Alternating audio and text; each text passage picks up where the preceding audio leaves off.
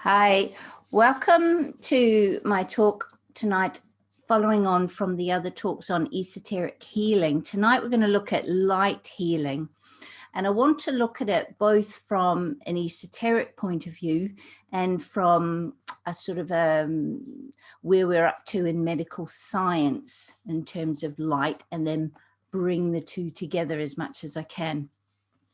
So many of the principles that we talked about in terms of sound healing apply to light as well, because it's all energy vibrating at different frequencies. It just depends on which sense organ you are picking up that energy through.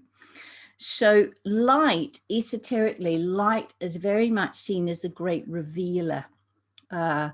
As we move up through the chakras, opening different centers, we open up to more energy, we open up to more light, we increase our vibration and become lighter, eventually becoming full of light and enlightened. And so light is very much, I've got a wonderful quote here I want to read you from the Yoga Sutras of Patanjali, which I think really sums up. And it says, the nature of the soul is light, and light is the great revealer. The yogi, through the steady practice in meditation, has reached the point where he can at will turn the light which radiates from his very being in any direction and can illumine any subject. Nothing can therefore be hid from him, and all knowledge is at his disposal. So there's this idea that light is illumination, it is understanding, and it is inspiration. And that light is coming from our higher self, from our soul. And as we sort of perfect or align and integrate, coordinate our personality vehicle, more light can come through. So I want to talk just briefly in Alice Bailey's books.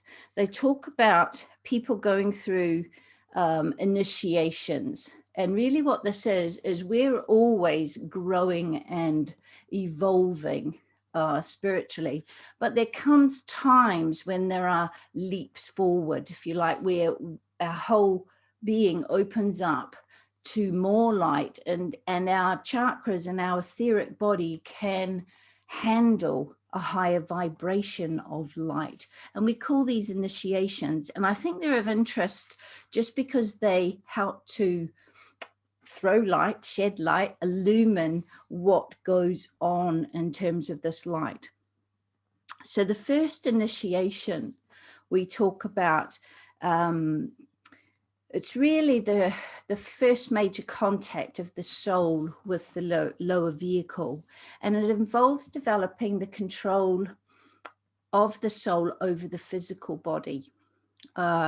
It's different for different people on different rays and different ways, depending what they have to overcome to enable this to happen. But if you like, it's the birth of the Christ consciousness, which is another example of light in an opening of the heart center. So it's when the chakras below the diaphragm are open, there's starting to be some coordination, some integration, some integrity between those chakras, and the heart center starts to open.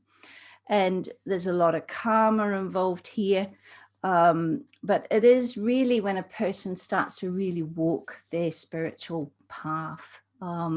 They feel the call of their soul. I would say the soul is knocking on the door of their personality. Then there may be many lives between the first sort of expansion of consciousness, pouring in of this light, between the first and a second initiation. And the second initiation, the person will have brought their physical body or their lifestyle into more of an alignment. And there starts to be control of the soul over the emotional or the astral body. And the reason there can be so many lifetimes is this can involve a lot of karma So the ability to step back and detach from emotions, from emotional desires, and the desire changes from the desire, personal desire, to a desire for the good of the whole. There becomes a capacity so that the person emotes or feels through the emotions and chooses to do that, rather than the emotions running and ruling them. And often this center, the throat center, is vivified during this and comes forth in service in terms of pouring forth of ideas. It might be speaking up for a cause, but there starts to be a desire for service to humanity. Often the progress between the second and the third initiation is quite rapid, and it's not uncommon for the two to occur within one lifetime, because the light of the soul is now increasingly, with these two centers vivified and increasingly coming into alignment, we're getting a pouring in of much more consciousness of light. So after the third initiation, which in many spheres is seen as the first proper big initiation, it's the entire personality is now flooded with light from above. And this is where the person develops control over their mind or their mental body. You become master of the personality vehicle, of the four layers of the personality, master of the lower mind.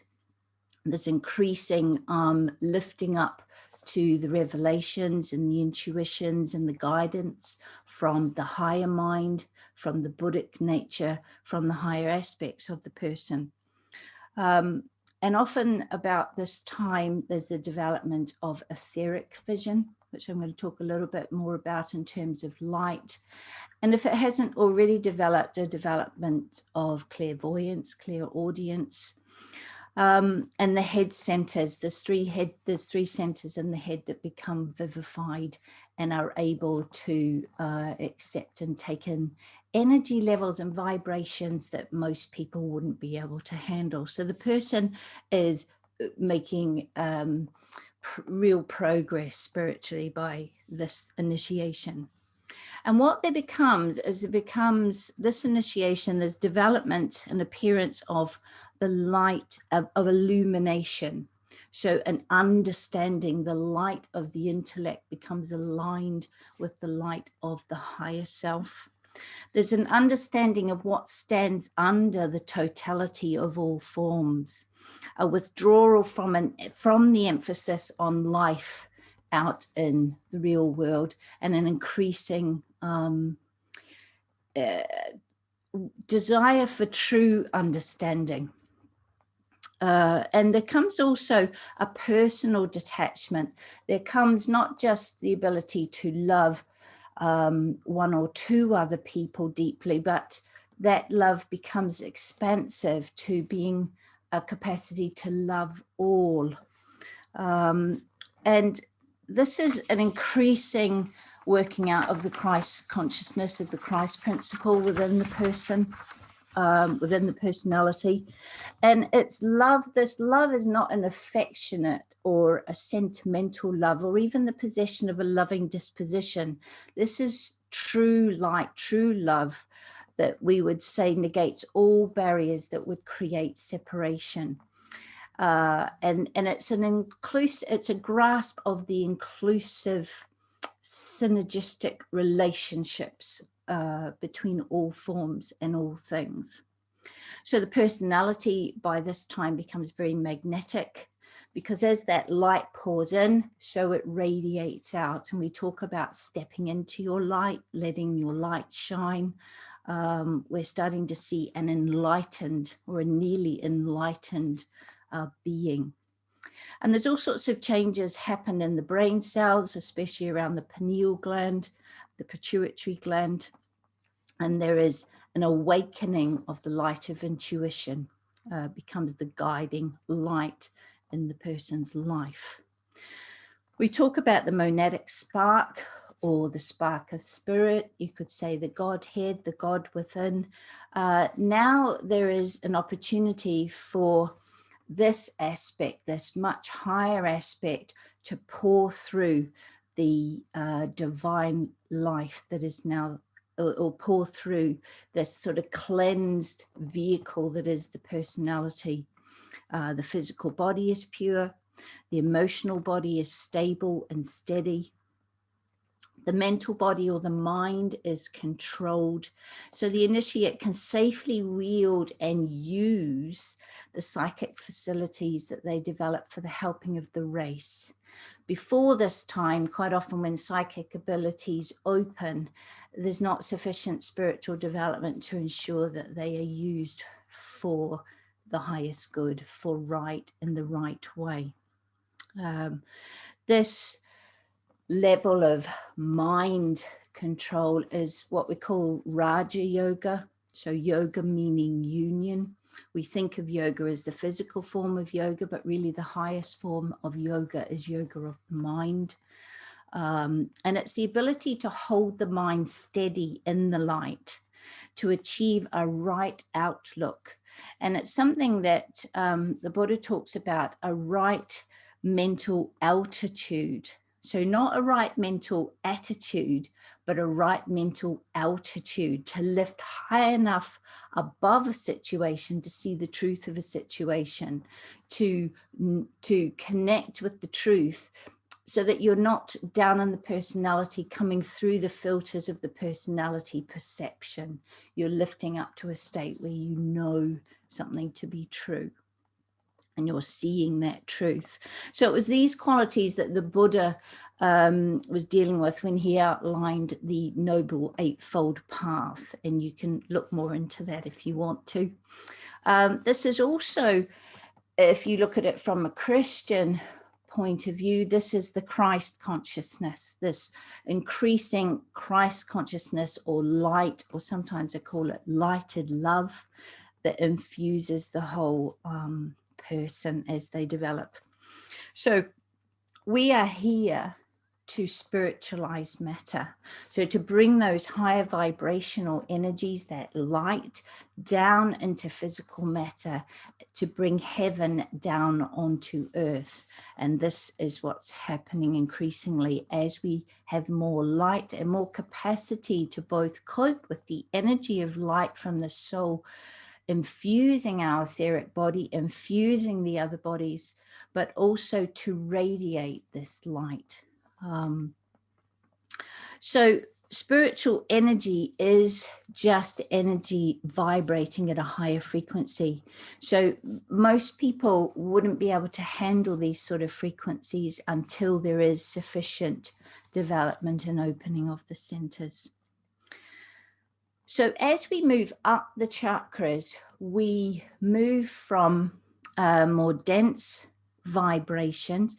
As we move up and they open, the frequency, the vibration of the frequency gets lighter. And things move from dense in physical matter up to the higher centers, where there isn't any space or time, there's no dimension. So you could think of our body or our personality as being three-dimensional. We're used to a three-dimensional world in which we live and operate. Increasingly, we will evolve to become four-dimensional and beyond, five-dimensional. Eventually, we will evolve as an entire race to being totally light beings, with no need for a physical body, no need for food, no need for anything that's of this dense vibration at all. And it is written in many sources that there are light beings that we don't necessarily see amongst us, certainly on other planets, certainly in other dimensions. And we become, when we transition between lives, when we transition out of this physical body, we become light beings. So we enter that realm of being in the realm of light, where there is just light. So you can think of as consciousness as light. And as we become more conscious, we become more filled with light, with a greater awareness and the light of understanding and illumination. So remember I said to you that in esoteric healing, it is said that 90% of dis-ease in the body is where there is a restriction or there's prevention of full soul expression. So there's something blocking the flow of that soul energy through the personality vehicle. And when that something is unblocked, the healing process allows full soul expression. And that is sort of what dis-ease is about. It's a purification process spiritually.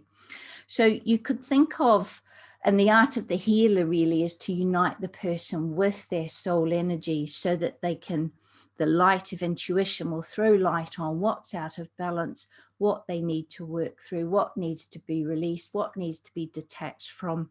So there is healing and the physical body is able to self-heal as the energies flow and come back into balance naturally. As more people on the planet progress spiritually, we will start to see a change in the prevalence of certain diseases as we move up and open the different centers. So I think I've said to you before, most people on the planet, the centers below the diaphragm are open. And much of the problems of people on our planet is to do with the Manipura, the solar plexus chakra, because people are astrally polarized. They're very focused and ruled, and their emotions, their feelings, their emotions, their attachments, their desire nature is really what causes most of the problems in the world, most of the conflicts. And we have to go through those conflicts to come back to a place of harmony, and that is the healing process. But also that's why we have so many diseases, the diseases associated with the different chakras.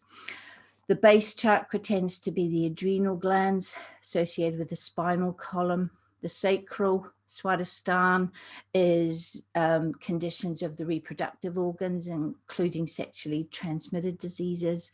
The solar plexus is associated with the pancreas gland, and it tends to be diseases associated with the liver, the gallbladder, and the stomach, and the metabolism especially of the sugars, the carbohydrates. The heart, as more and more people open the heart, it's associated with the thymus gland, and this is one of the reasons we have so much heart disease in the world at the moment. Because remember I said when chakras open, they cause inflammation, and this can be one of the causes of diseases. There's many other causes, but also that life force energy coming in as the heart center opens is seen as one of the causes of cancer, as seen as an overstimulated life force energy where the cells are reproducing more than they should. As we move up into more people opening the throat, we get the thyroid, throat problems, bronchial problems, lung problems. This virus seems to be focused, pandemic in the world seems to be focused around issues of the heart, but more and more the throat center as more people are opening these. As people start to there's 3 centers associated in the head, we'll start to see problems more associated with the pineal gland, with the pituitary, the eyes, the ears, the nose, the top of the spinal column, that sort of thing. The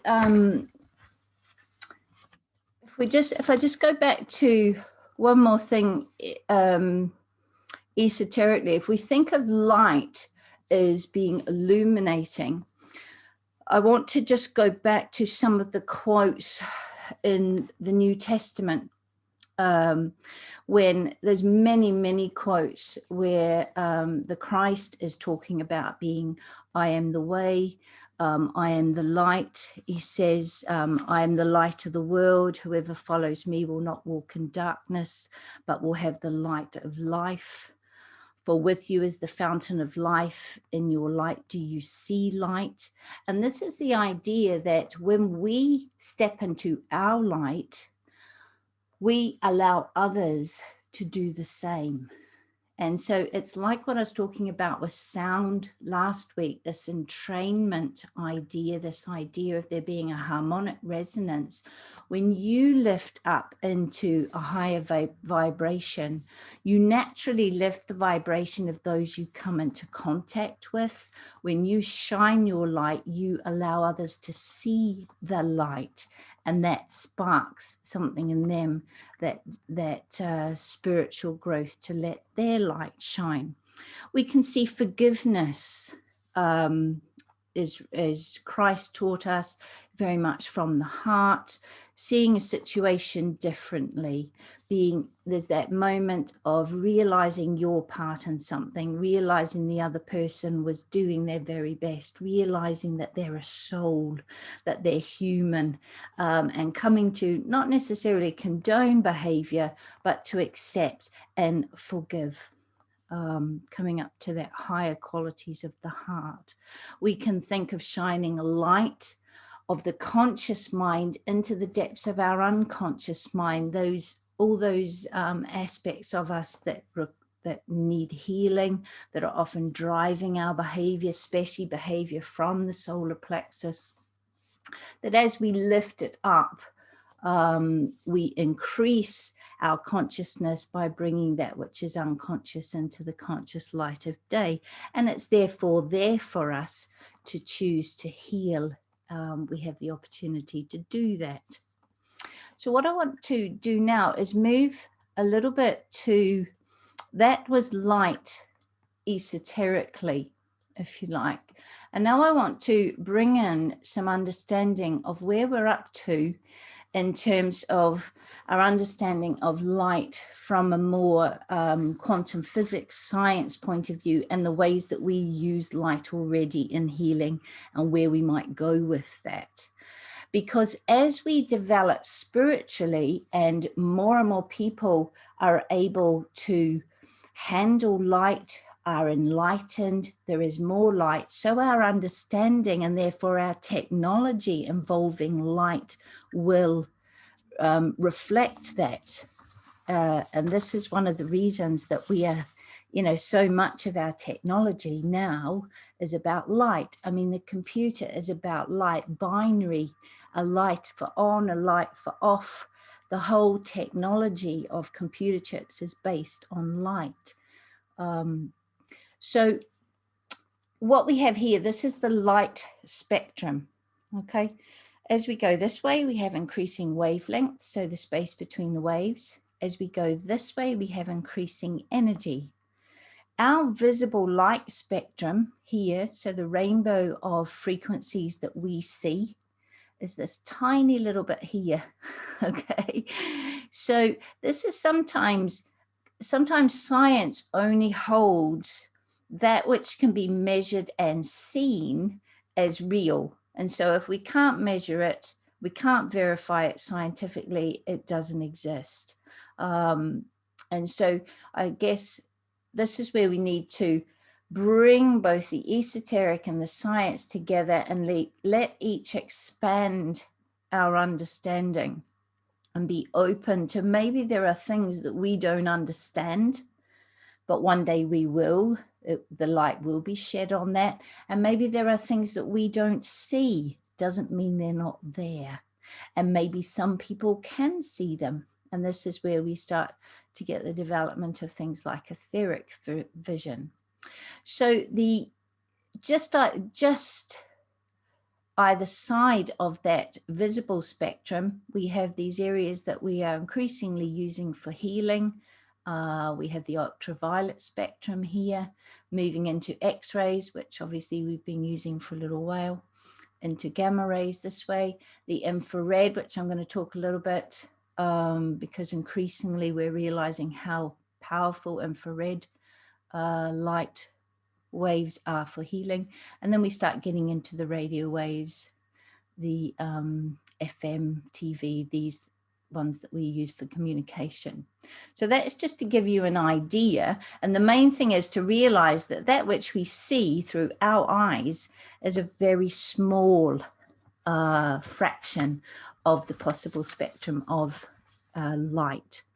So how does light work? Light comes into your eyes, and there are millions of little cells that are sensitive to light and color. These are photoreceptors, and they convert the light into electrical impulses.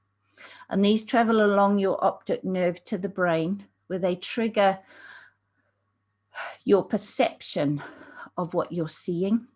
In terms of your health, they trigger the hypothalamus gland, and it sends all sorts of chemical messengers, neurotransmitters, to regulate the automatic or autonomic functions of your body. So this is your endocrine system, things like your blood pressure, your temperature, your breathing, your digestion, your moods, your immune system, the aging process, the circadian rhythms or in your body.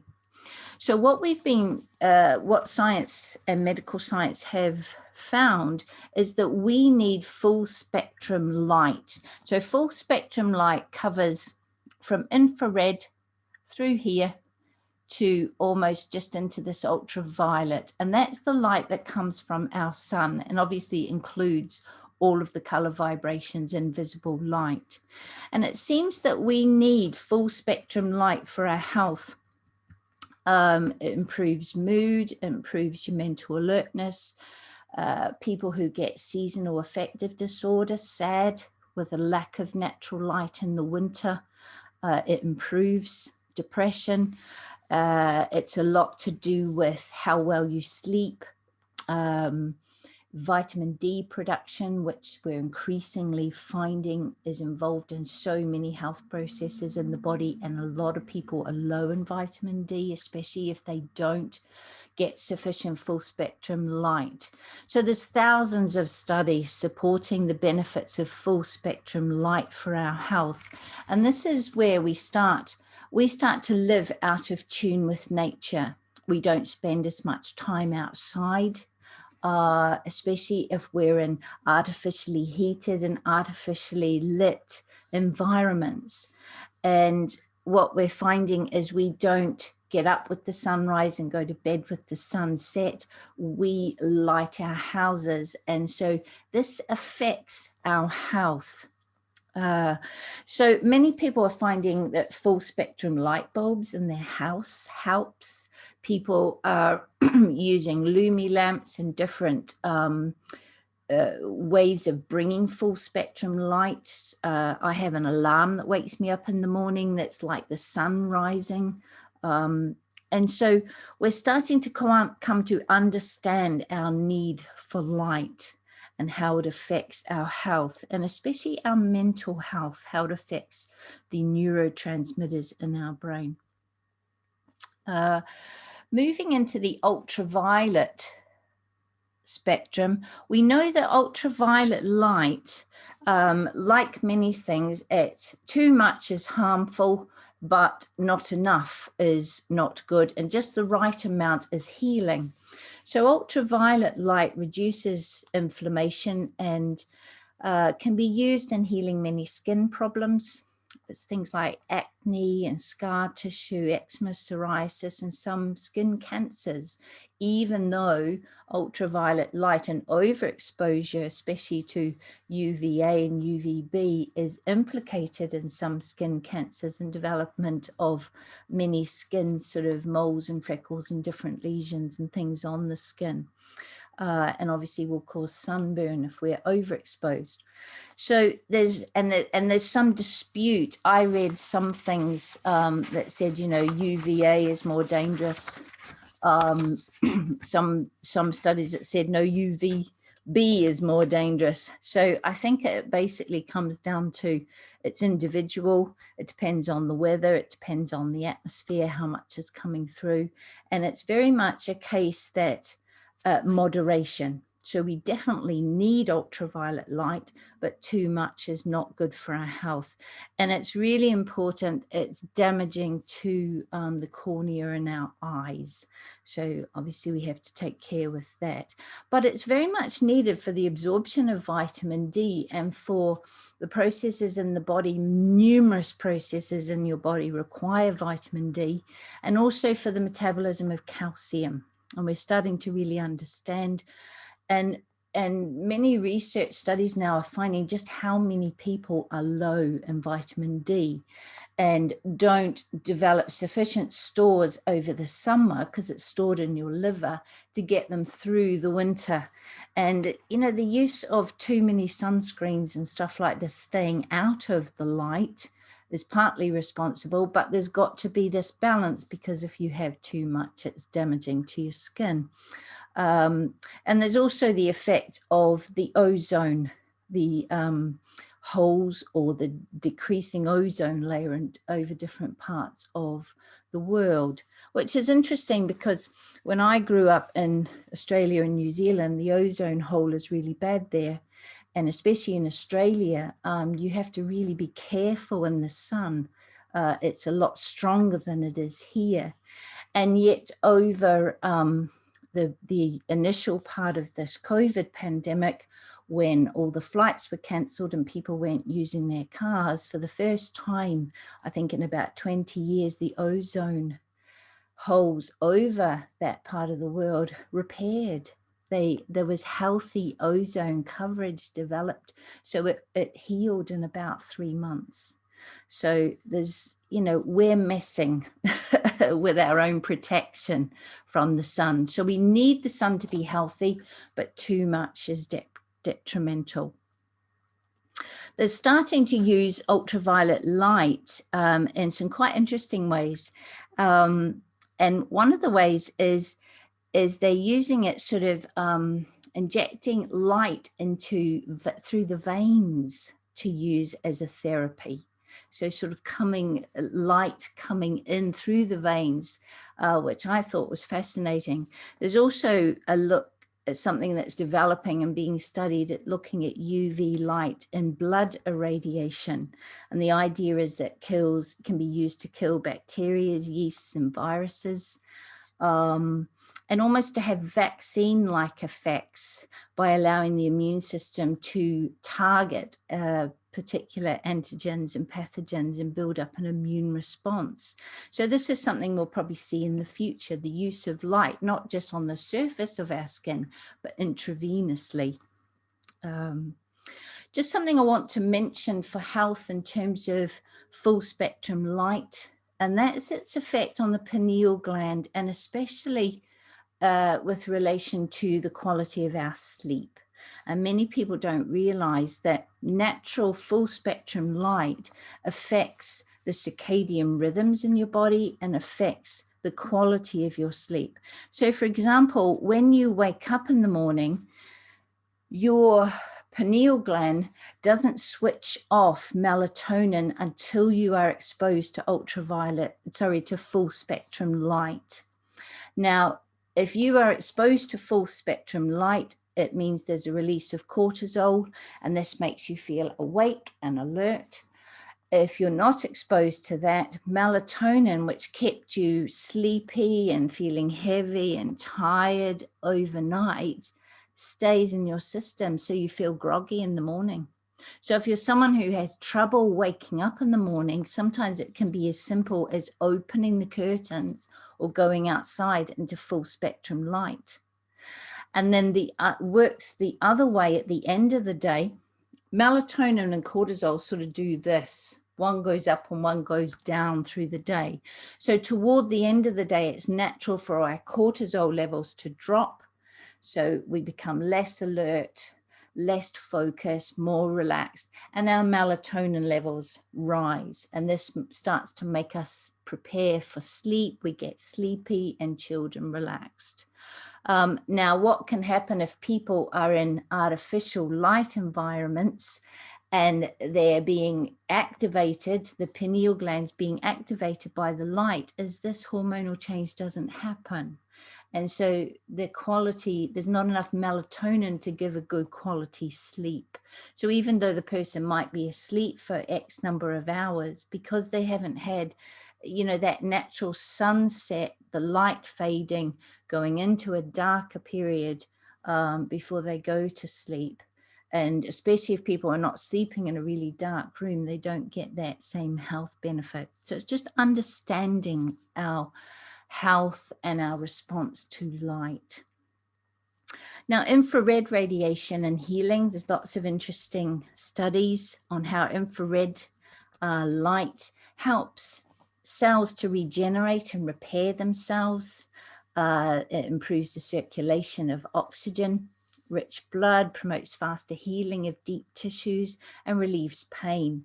So they've been used, they're also completely safe. They don't damage tissue. It's been used for lots of things like muscle pains, joint pains, arthritis, in saunas. There's all sorts of ways to use infrared therapies, but they've been used in all sorts of ways, boosting the immune system and weight loss and detoxification and various skin conditions. The other use that we're increasingly use medically with light is laser light, where the light is very directed and focused. And this enables us a very precise beam. It means that we can use it surgically so that we can target damaged tissue or tumors or things and not affect the healthy tissue around. So this is us developing better understanding and use of light. And laser light's used in eye surgery.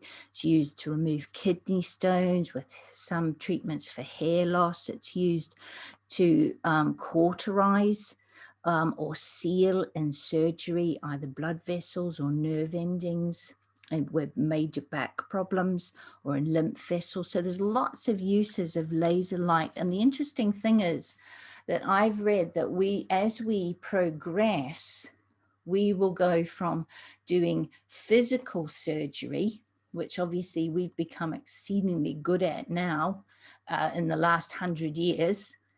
We will move more to surgery with light, which is what we're starting to do more and more. We're using light, we're using infrared, we're using sound, like I talked about last week, in treatment, less invasive.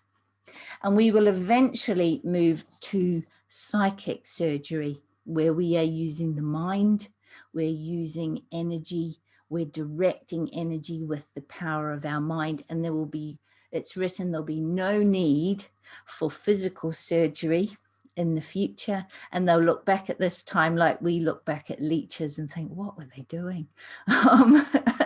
There was such a better way, but we've got, do you know what I mean? It parallels our development. So as we progress spiritually, we are moving the whole of humanity in the direction of these better understandings and therefore better technologies. So some of the other uses of light is color therapy. Obviously, white light contains all the vibrations of these. And, it's well known that red and rage, hunger, passion, whereas if you want to be more chilled and calm, blue, we know that colors affect our mood, okay? And these can be used in healing. There's the use of crystals in healing, which is the use of light. And there's the use of light in terms of Reiki and hands-on healing, where a person becomes a channel for that healing light through knowing how to open up and channel and allow the body, through that light vibration, allow the body to self-heal, bring more light into the body, bring the body into a state of harmony again. So the other way that we are starting to use light is in our mind, and that is the power of visualization. Okay, so we now know that when we vividly visualize something, our body has the same biochemical response as if that event was happening. and, you know, athletes use this phenomena for mentally rehearsing performance, etc. And this kinesthetic experience, the more vivid the experience, we get actual physical changes. And this is where the power of things like to visualize your body filling with healing light sets off a healing process. And part of this is because we now know that our cells are photoelectric. Okay, so our cells respond to light, and that's why we feel better in the sunshine. That's one of the reasons we need full spectrum light. And there's the permeability of your cells to light depends on the cell membrane, and the cell membrane depends on your diet. What fats are in your diet depends how well your cells respond to light. And this is one of the reasons as people progress spiritually, they tend to change the way they eat. They tend to want foods that create lightness in the body, lighter foods, not necessarily vegetarian, but foods that have a higher vibrational energy, foods that are more organic, that have their own etheric body that's of a better quality. And there's this, there is documented yogis that have lived on light with very little need for food, or no food at all. And eventually we won't need food, because as our vibration increases, we will become lighter and lighter and have less need for dense physical matter to keep our bodies going, because we will become less physical. And this idea that, you know, that there are light beings amongst us all the time. There are beings that are vibrating at levels that we cannot see. And this idea that, you know, when you look at how limited our visible spectrum is, even just in this light, full light spectrum here, you know, this is a tiny bit of what is out there. And that's the bit that we see. So this idea that to open our minds, that there's more to life than what we can see. And this takes us quite naturally into, you know, meditation as we go inward is shining a light, an illumination and an understanding that comes from deep within us, that intuitive guidance that comes from our soul. So many people, as they develop, are developing etheric vision, which is the ability to increasingly see into other dimensions of light, to be aware of, or perhaps see auras, to see the energy interactions between living beings, to see the world in a different way, to see the world more vividly, to see true colors. In etheric vision, it said that our world will appear, as we see it now, it will appear dull, like a black and white photo compared to a vivid color. And this is something that will increasingly become normal. It will be, our vision will change as we develop spiritually. So we talk about light, we talk about the light of the soul shining through, we talk about the eyes being the window to the soul. We celebrate light in the solstice and Diwali. And really light is, we are bringing in, we are the light of a new era, and an understanding of light. We will increasingly understand light and understand its uses as we become more filled with light. So I know I've given you a lot, a lot of information there, a lot for you to think about. And now I'm going to ask you to just let all of that go, because it's time to come into our meditation.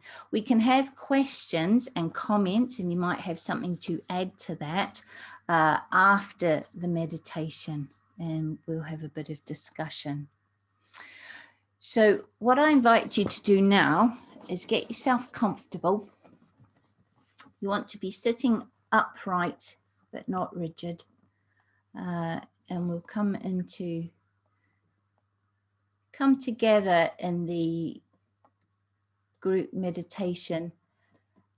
And one of the ways that we can bring our hearts together, we can bring our intentions together, is to repeat this affirmation of love. So repeat it to yourself either silently or out loud, but we'll repeat it together. And as you do, just have a focus on the heart center. So in the center of all love, I stand. From that center, I, the soul, will outward move. From that center, I, the one who serves, will work. May the love of the divine self be shed abroad in my heart, through my group, and throughout the world.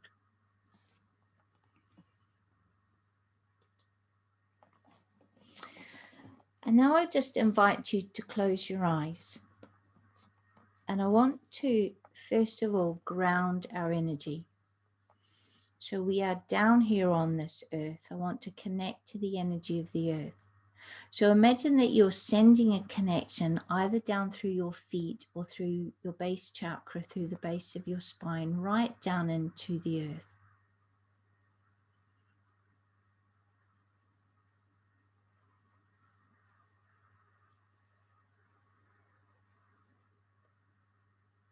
Now I want to bring us into this present moment. So just focus on the feeling of your body sitting in the chair. The feeling of the clothes on your skin.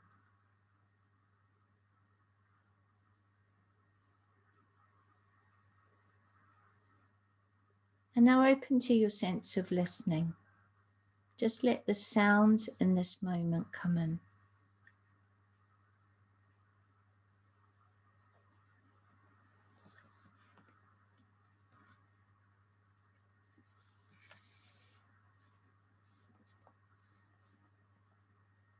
And now take this awareness to your breath. And just gently watch the breath as it comes into your body and as it leaves.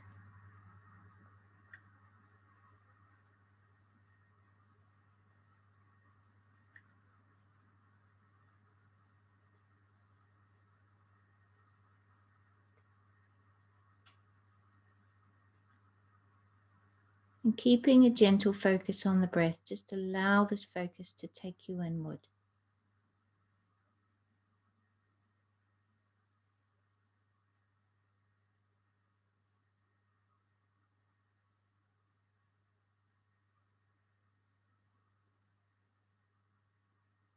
Just feeling your body beginning to relax. Take the breath a little deeper with each cycle. And imagine you are opening a channel down through the very center of your body.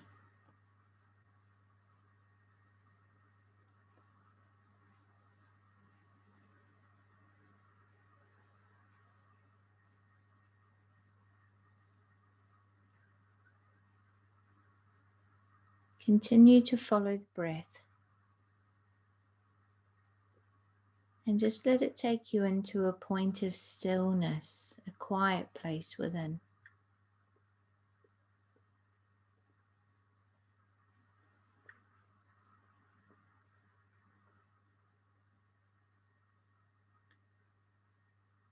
Thoughts will still come into your mind, but just allow them to come in, let them simply pass, and return your focus to the breath, to the stillness.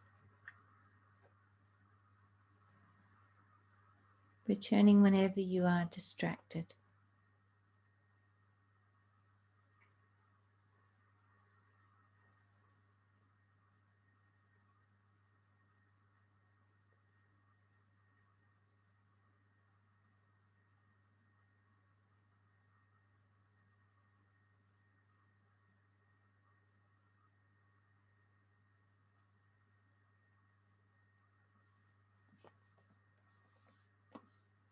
Now I invite you to bring your awareness to the center of your chest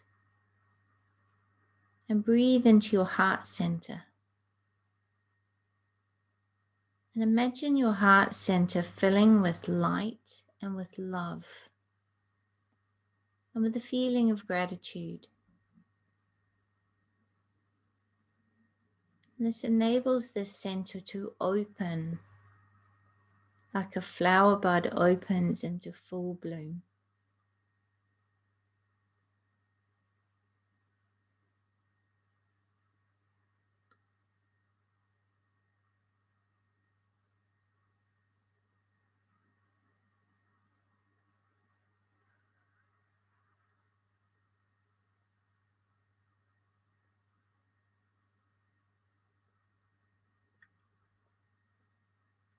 Now I invite you to visualize white or purple or gold light pouring down from your higher self through the crown of your head and through all the major energy centers or chakras in your body, bringing them into perfect alignment and into play.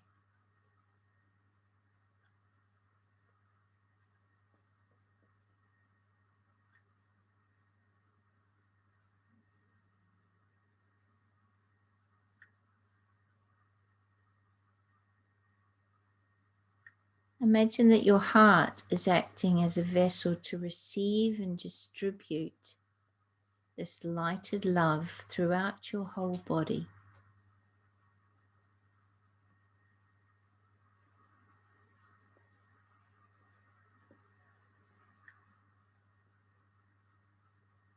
So your whole body is filling with this purifying, cleansing, healing light, strengthening your physical body and your immune system,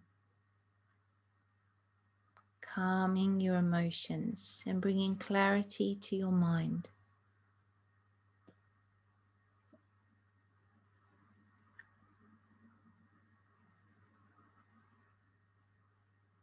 Let your whole being fill with light and let this light flow out into your etheric energy body or your aura.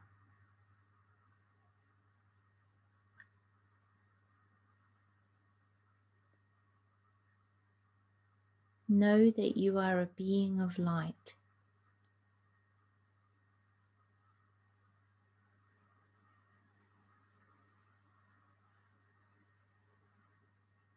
Now continue to let this light flow down into your being and imagine it flowing out, radiating out from your heart out into your home, to all those that you live with,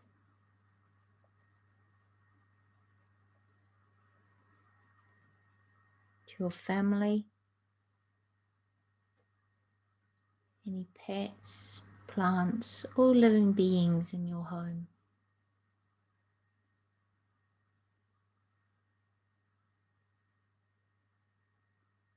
And now continue to let this lighted love flow out into your street, your neighborhood, all the way out into your community, touching the hearts and minds of all, either consciously or unconsciously.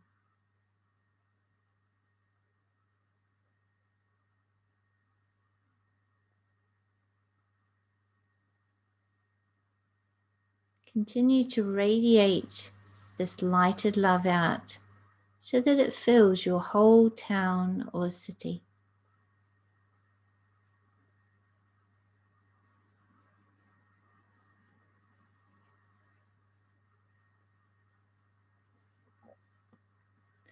Now imagine that your light is connecting with the light from all those joining us in this group meditation, whether they are joining us live or via the recording.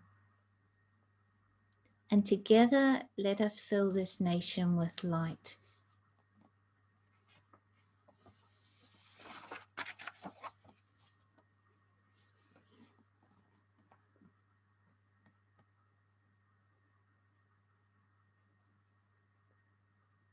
And now let it radiate out to fill this part of the world.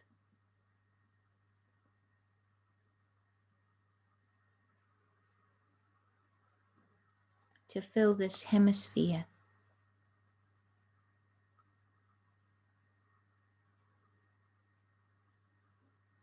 To fill the southern hemisphere, so that together we encompass the whole of the world.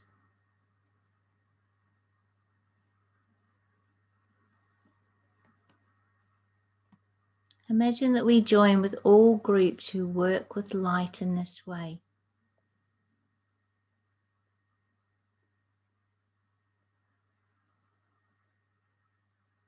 Now see our planet as if from space.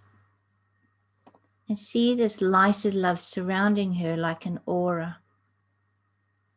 And see it flowing down into our planet, healing her, restoring the balance in nature,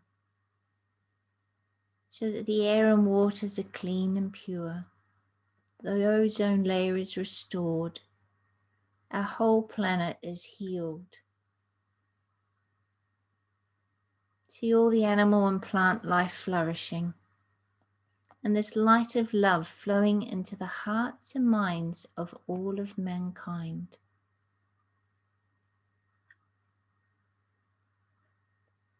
Bringing peace, goodwill, and right relations within individuals, between individuals, within families, communities, and nations, between nations, uniting the whole human family.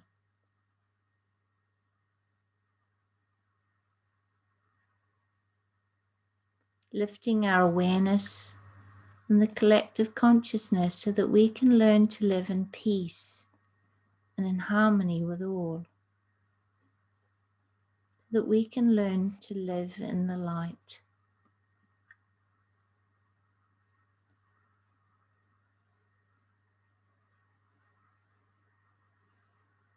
The light of truth, of understanding.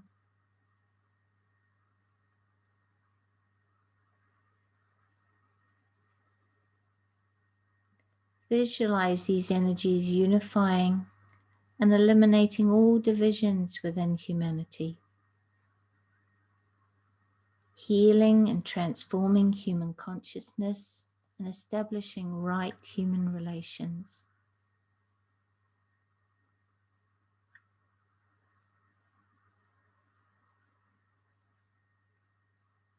Continue to hold a space in your heart for this energy, for this lighted love, and let it radiate out.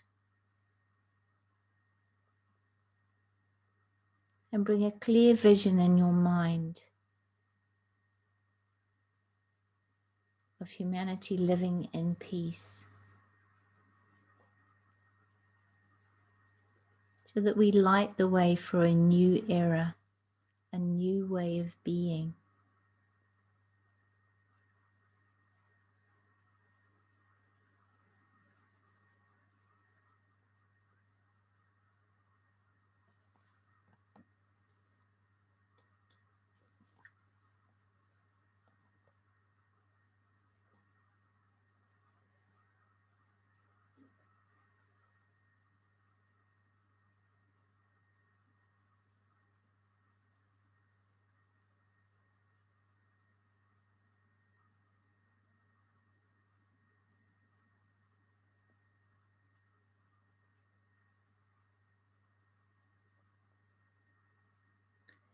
Now I invite you to repeat the Great Invocation together, either silently or aloud. Repeat it with conviction and pause between each stanza to imagine the words being played out. And this world prayer acting as a link between the inner spiritual realities and humanity, and as a channel through which divine love and light and purpose can flow into human consciousness. So let us repeat together. From the point of light within the mind of God, Let light stream forth into the minds of men. Let light descend on earth.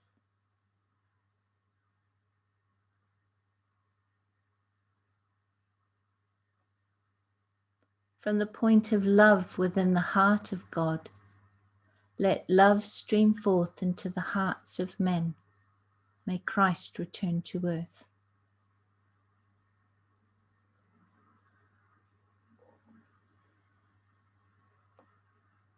From the center where the will of God is known, let purpose guide the little wills of men, the purpose which the masters know and serve.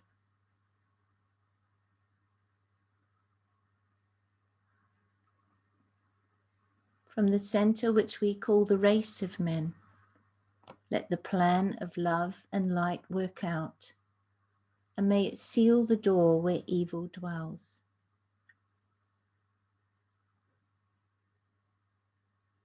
Let light and love and power restore the plan on earth.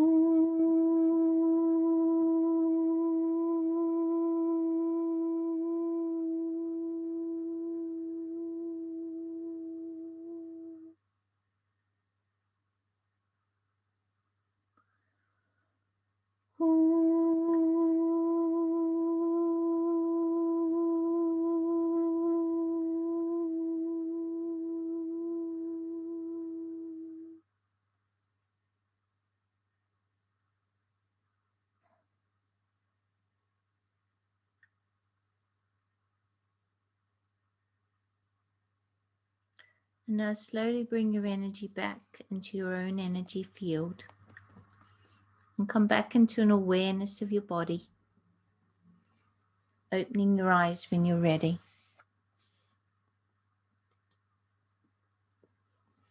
And now we have an opportunity to have some discussion. If you've got anything you'd like to add, if you've got any questions, I'll do my best. But I'm very aware that I covered a lot of material. It's very hard to cover the subject of light healing in such a short time. But hopefully I gave you enough that there are areas you might want to go and explore some more yourself. Very much throwing light on the subject. Right. What I'll do is I'll allow you to unmute yourselves. So if you would like to say something, just let me know, and you can unmute yourself and fire away. So has anyone got any questions, any comments, anything you want to add? Michael, go for it. Thank you for the talk, Teresa. And again, this is almost a meditation point. But given that you've talked about everything being vibration and everything being at a certain frequency, it's interesting to think that physical matter is just slowed down light. Yeah. And you basically have from your high frequency to your slower frequency, which becomes sound, to then matter. And then you can combine that with the fact that everything that existed first as a thought or an idea. Mm-hmm. Kind of reinforces the idea that matter is condensed light. Yes, yes, it is. And eventually, eventually we will, as we raise our vibrations and up into the light, eventually we will create with our mind and use thought creatively to heal, to move objects, to create objects. Energy following thought, we will come to truly understand that. And this understanding of light, that's where it's leading us, to understand the light and power of our mind. We already are right on the forefront of understanding the power, the connection between the mind and the body, for example, in healing. We've got some really exciting steps to go that people are starting to delve into now in terms of the power of the mind. And this is light. It's just another vibration. But no, you're right. It is strange to think that everything we think, you know, this is all solid. This is just light vibrating at a slow vibration. And we are beings of light. Our soul is the light aspect of us in this more dense physical vehicle. Yeah. So, you know, does anything truly exist, or is it not just all light? Also, to add on that, you could say when we become beings of light, possibly between incarnations, that obviously if we are light, we're interacting with light, and so the interaction is completely different on the physical plane. Yes, it is. So a lot of what you're talking about, we possibly know how to do already. We just need to remember it. Yeah, totally. And yeah, civilizations past have developed these capacities much more than we have now, and we will in the future. Yeah, you know, it's quite exciting, because when you look at the parallels, that's why I wanted to bring in the science, because, you know, as above, so below. And we've got to look at, you know, as we started to understand energy, we understood, and we came to understand about electricity. And then as we start to understand light, it's because our light is increasing. We'll start moving more and more into this realm of light and understanding light. And already, you know, my children's experience of the world is so much different to mine in terms of their, not just our physical environment. You go into a city and the sensory, the light that comes to you, you know, it can be overwhelming, can't it? You know, all the neon lights and all the lighting and the, but it's exciting as well. Yeah. But it's also interesting that the most healing light is when we go and sit at a sunrise or a sunset, you know, the natural light that's in nature. We still haven't, you know, we can't, we are still physical beings in 3 dimensions that to stay healthy need to be aligned with the planet and with the light of the sun. And of course that sun veils, they talk about the physical sun veiling an esoteric understanding of the sun, of the light of the sun, and that's a whole nother subject. Okay. Thank you. Yeah, thank you. Any other questions, comments? Finian, yes, go for it. Can you unmute? Thank you. When you were speaking, I was thinking about the old chestnut, that New Age people wish that the scripture said, in the beginning was the light. And of course it doesn't. No. And what I was thinking was, there's a reason for that. And the reason is we can't put out the sun. But we've got control over the vibrations that we used in the throat chakra. And that's the difference. There's a boundary there. And the source of light is not us. It can be in us and it can be through us. But that's not our source. It's something, the light is something way beyond, as illustrated, reflected by the sun and the moon. Yes. But it just reminds us of that. And so it's a very useful symbol for that which is beyond. It is. And, you know, I think just about every civilization it has worshipped or paid homage to the sun, haven't they? To light. We celebrate with light. We throw a light on a situation. We turn the lights on. We talk about, you know, a light bulb moment. Our light is associated with greater understanding, with expansion, with, you know, things grow in the light and they shrivel in the darkness. It's, if you start looking at our language around light, that I don't want to say reflects, but that, yeah, sorry, I'm going to get tied up in puns here, but that reflects our understanding, doesn't it? You know, we talk about light all the time. And this, because we know we'd be absolutely nowhere without it. Yeah, we couldn't even exist. No. What we were saying about vibration is perfectly right as well. Yes. It's to do. It is this thing about things reflecting each other in a more subtle way than just a physics way. That's right, exactly. And that's why I think it's good to keep a foot in both camps in terms of our spiritual esoteric understanding of light and the more material physics understanding in science, because they are coming together and the language is increasingly and the understanding is coming together. It's not quite, you know, in the sound talk last week, I guess physics and spirituality are closer, but in terms of light, I don't think they quite speak the same language. No, but it's all interrelated, isn't it? And that's the marvelous thing, of course, as a theosophist for a second.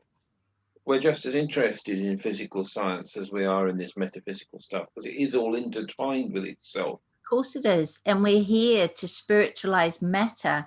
So, you know, to bring the light down is to bring the understanding down into matter.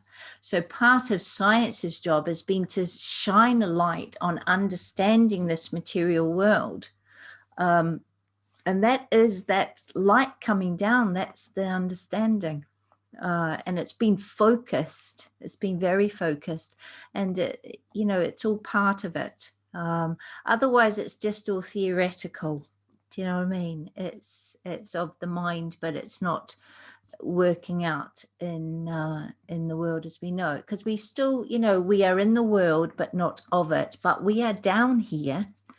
We're spiritual beings, and we're down in incarnation for a reason.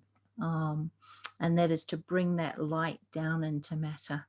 The light of understanding, to increasingly shine the light of our soul, so that we understand, so that others understand, so that we spark that light in others.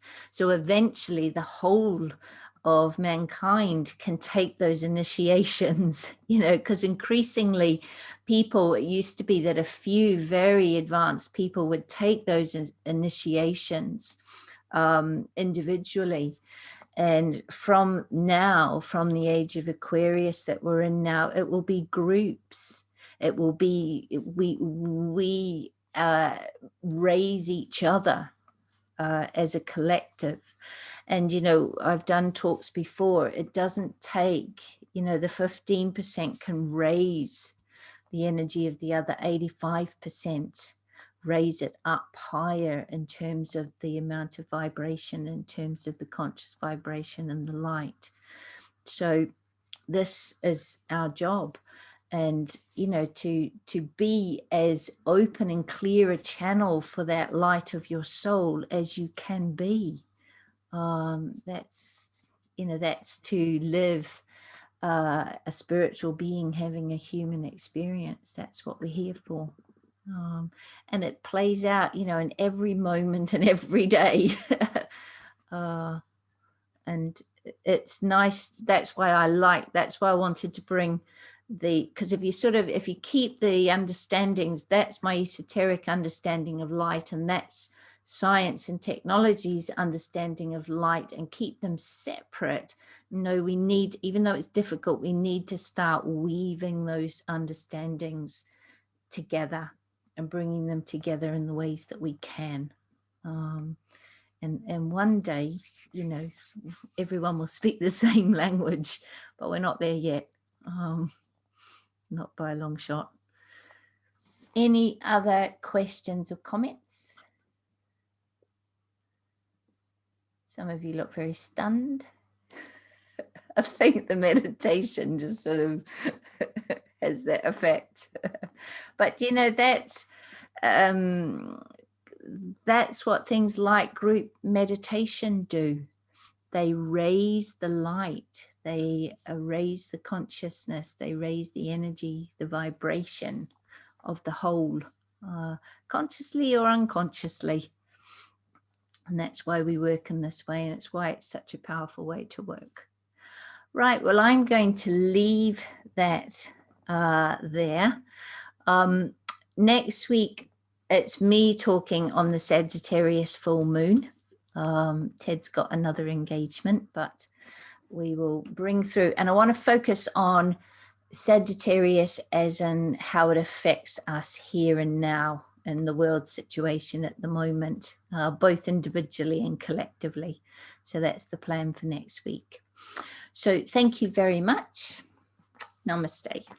Namaste.